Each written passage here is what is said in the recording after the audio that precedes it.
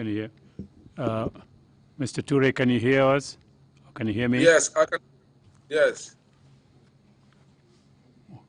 Did he confirm? Yeah, he confirmed. Oh, sorry, I didn't have my earpiece on. Mr. Tijan Toure, I Yes. understand you didn't want to break having your lunch. I'm a CISA here. There are two CISAs on the commission. We are both Oh, fasting, didn't have lunch, and you well, didn't want to break your lunch and come back. But anyway, well, we I'm so fasting. If the season, yeah, after I having should. lunch, you can fast now. Thank you very much for coming back. With that, Council, you may continue with the proceedings. Thank you very much, Mr. Chairman. Mr. Toure, welcome Hello. back once again. All right, I thank you. hope you had a good rest. Yeah, I was just sitting waiting. Just to remind you, you're still on the oath, Mr. Toure. Yes. Before the break, let me just go through what you said before the break. You were explaining about how you left the Gambia and went to Dakar, Yeah. and what Yes. happened at the time until you met the president. Yes. My apologies, Mr. Toure. I'd like to move you back a bit because there's an issue that we didn't resolve. All After right. resolving that issue, we'll go back to what happened in Dakar. All right. Mr. Toure, what do you think were the factors that influenced the 22nd July coup? The factors were, according to what the juntas or the rebels claimed to be the factors, were not genuine factors. But I know for sure that we had the Nigerians there in the Gambia who were, part of the training team, or they were the training team training the Gambian National Army. Because we used to have the British Army training team, and then later we, had the Nigerians who were also training the Gambian National Army when the British training team left. And I can recall at one time that a colleague of mine, one Sadibu Haidara, may he so rest in peace. I heard that, not for sure, but I heard that he died. Once came to see me at my flat, at Battery's flat. So we are talking about the job and moving to the army, and I started asking him, why does he have to go to the army? The Zandam is better, and he said it's not a Zandam anymore, it's tactical support group. I said, okay.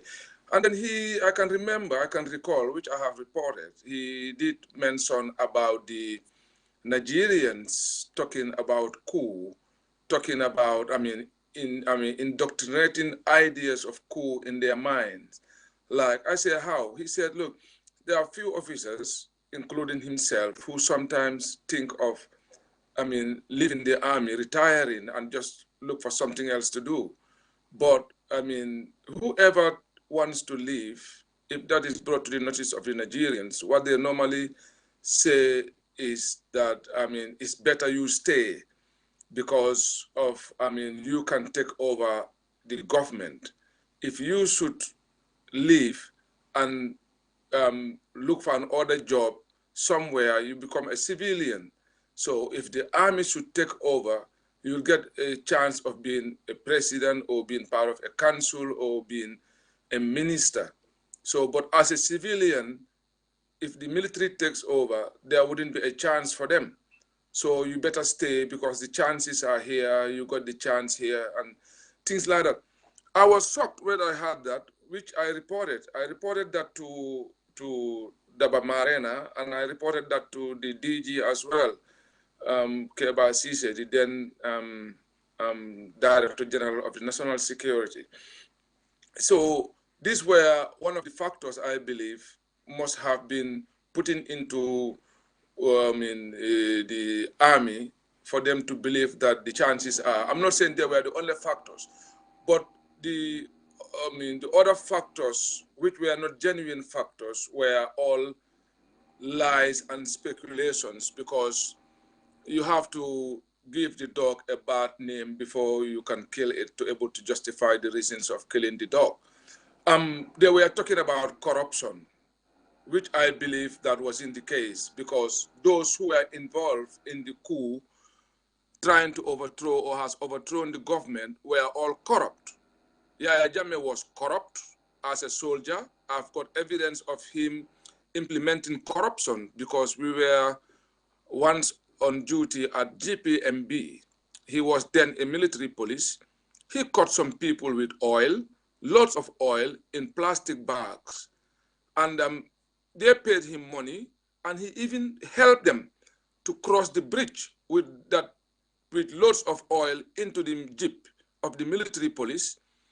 You know, he behaved as if he was, he make it as if he was arresting them.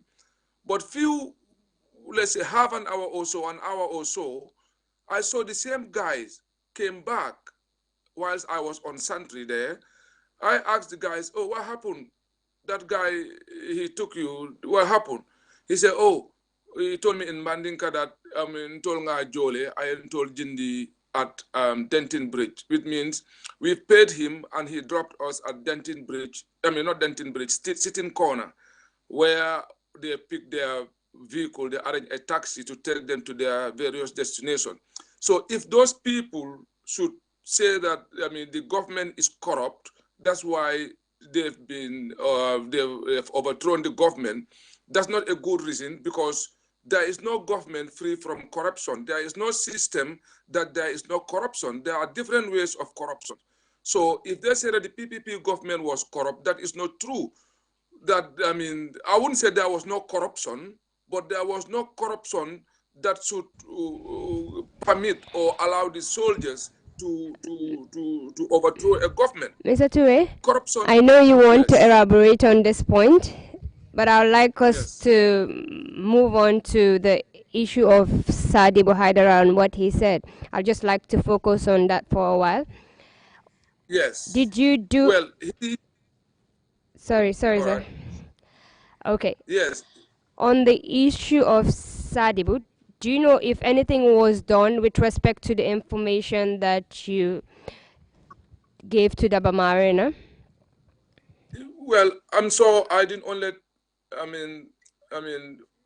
tell Daba Marina. I also told the Director General, the then Director General, Keba Sise. But if there was anything done, definitely I wouldn't know. But I know that they will take it serious. But what were the precautions taken? I don't know, to be honest. Okay. Then we can move on to while you're in Dakar. Before the break, you did mention that you met with President Jawara. So I'd like to know, in your meeting with President Jawara, did you eventually find out what actually happened on the 22nd of July, 94? Yes, because we all live in the same house at Residence Medina, which is very close to the market, that market called Marse Tilel. And that's where we all live. That's where I was taken from when I had my interview at Eta Major, and then they took me there, and Sadada was there. So we've lived for a while, and through that, I didn't just get there. He started telling me this is what happened, but I was able to gather and understand what happened when he was on board the ship. That he was not happy to see himself in Dakar. That was point one. Because Sir Dawda never seek for political asylum to Senegal. He hasn't.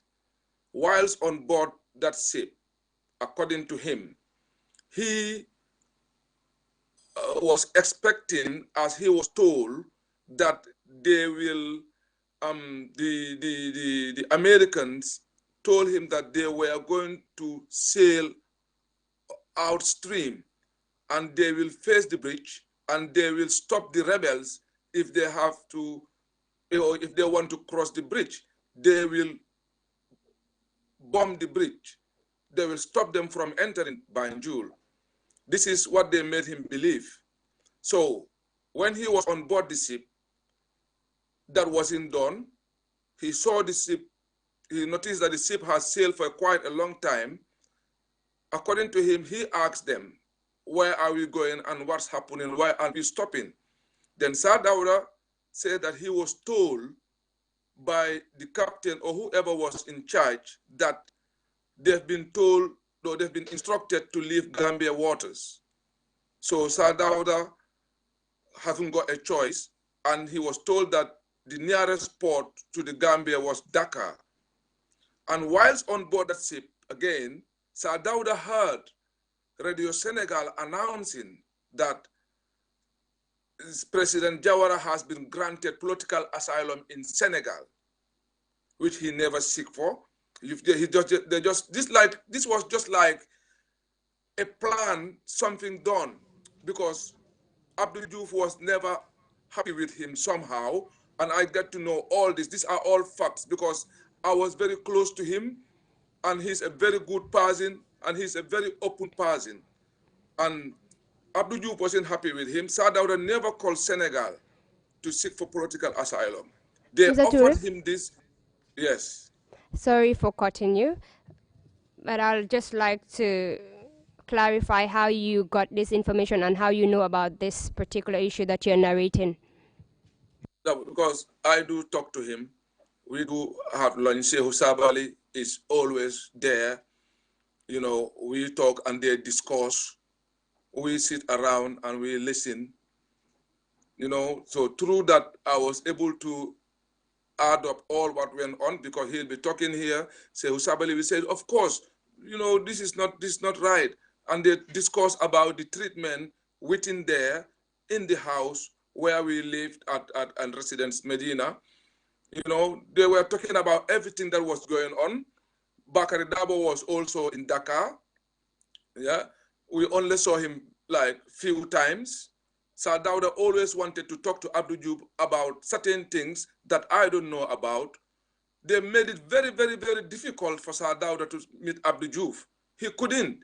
When he was put in there, he was like someone in a cage. He couldn't have access to international calls.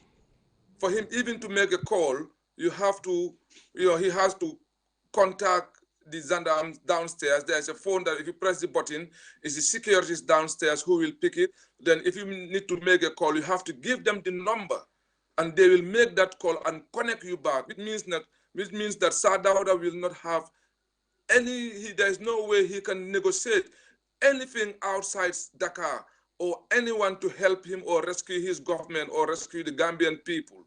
There was no choice, there was no chance. He was there, and this is how he was living in there. Mr. Toure? So, yes. These were the things that we were talking about. So when, out of anger, you can see that he was able to pick up what was going on, Sorry, what he Mr. was Toure. saying. Yes. Waiting. Mr. Chairman, I believe the sound is off right now. I can't hear the witness. He's on, but I cannot hear him. Can you hear me? Probably there is a technical issue that has to be resolved. Hello, can you hear me? I cannot hear. Can you hear me? Okay.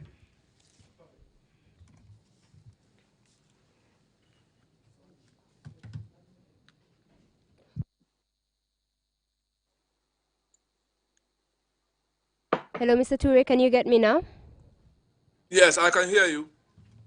Okay, sorry about that. There was a little technical issue and I couldn't get you. All right. Now, after that, did Sadauda still remain in Dakar?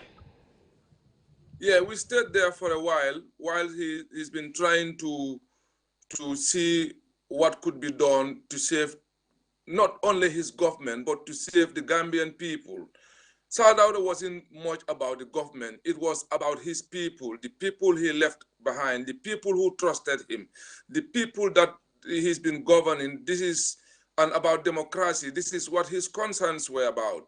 He wasn't interested to just go back to power, but if the rebels should take over the Gambia, this was his concern, how to save the Gambian people. And he had, he could have made other arrangements because he was friends of the world. He was Mr. friends Ture, to the British people. Yes? sorry for cutting you, but I believe you didn't get my question clearly. I'm talking in terms of what happened to Sadauda afterwards. Did he still remain in Dakar or did he go somewhere else? Did he move to another place? Yes, eventually, that's what I'm saying. He remains there for a while. Yeah, I mean, not too long because the coup happened in July. We were there in July, August. I mean, until let's say late August. I say end of August because I left Dakar with Lady Chilwell to the UK. I mean, on the 8th of September. So Sadauda left a week before I joined him in the UK because he went with Alpha Jallo, who was my colleague, and also Gassama, who was the ADC, and the rest of the family. So I stayed behind with the First Lady, Chilel, while Njeme was in the UK. So after a week, and because I left on the 8th, and we stayed a week, so I'll assume that I will say that Sadauda left end of August to the UK. But the reason why I was mentioning all this is what has been going on during his stay in Senegal. Whilst he was there, he was finding ways of rescuing the Gambia. But there was no chance. I want the people to understand that they were not ignored. He's been trying his level best, but he was like more or less under duress somehow that he hasn't got the chance to do anything because of his host hasn't given him the chance or support. But that was. So, Mr. Ture, how about the rest of the entourage, Pasala Jan and others? What happened to them later on? Well, I haven't met with Pasala Jan there. He was I can't remember about him in there. All I can remember was myself, Bakari Dabo, Sehu Sabali, Ibundur, Wan Fali Jabang, Kaba Bajo, Alpha Jallo, who later joined us through my connections. Like he contacted me and I spoke to Sadauda about him, and then we find a way for him to join us. Yes, and yes, these were the people who stayed. And at one point, Ibn decided to go back because his wife kept on calling him that they have been here, they want to give him a position, he should come back. He told Sadauda he was going. And then later, Kababajo also decided to go because his father was unwell and the pressure was too high for him to stay. They said his father was dying, he must go back. And he went. And then, yeah, he went with one Fali Jabang, who didn't want to go, but he went with him. How about Bakari Dabo?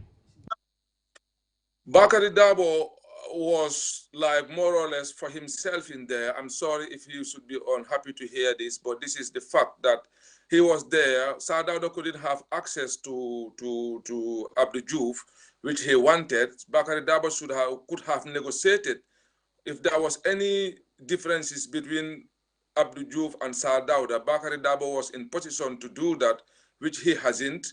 But he was more or less even avoiding us because he came there. I only saw him once. Yeah, Sehu Sabali was all the time there. Our food was catered by Sehu Sabali through his, in-laws who were Senegalese. We used to go. I used to go and get this food myself. Sometimes I go with Alpha Jallo from Bakari. Sehu Sabali's in-laws. But Bakari Dabo was all the time, because I've got the information through a colleague soldier. He was one of the Zain, like they were like bodyguards to the State House, who told me that Bakari Dabo is always at the State House seeing Abdou Diouf. He said, in fact, he left him there when he came to join us there, because this guy sometimes is at the residence Medina. Sometimes he goes to the State House on duties. He told me that I think something will be done because Bakari Dabo is always there to see Abdou Diouf. It's later we realized, and I told the PA, I said, when Sadauda wanted to see Abdou Diouf himself, it has been declined on many times. He's been only allowed to go and play golf once or twice, but he hasn't got the access. And he personally told me this, that I don't know why is this a problem for me to speak to Abdou Diouf, to see him. Even on a phone call, he was just like somebody.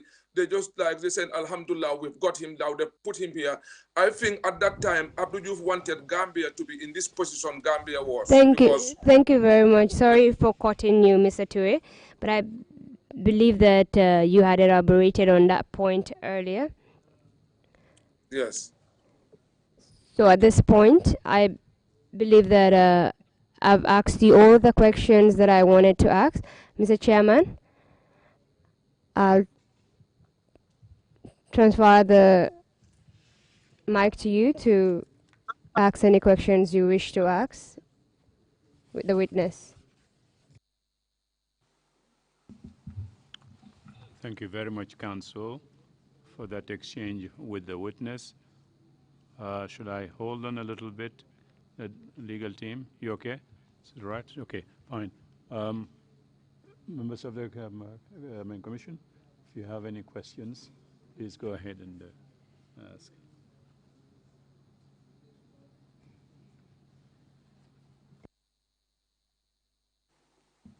Fine. There doesn't seem to be any questions from the commission. Council, what's the next step? Need to hear a summary from the witness, or is that okay now? May I approach the chair? May I come to the chair? Sorry, please. Yeah, please come around.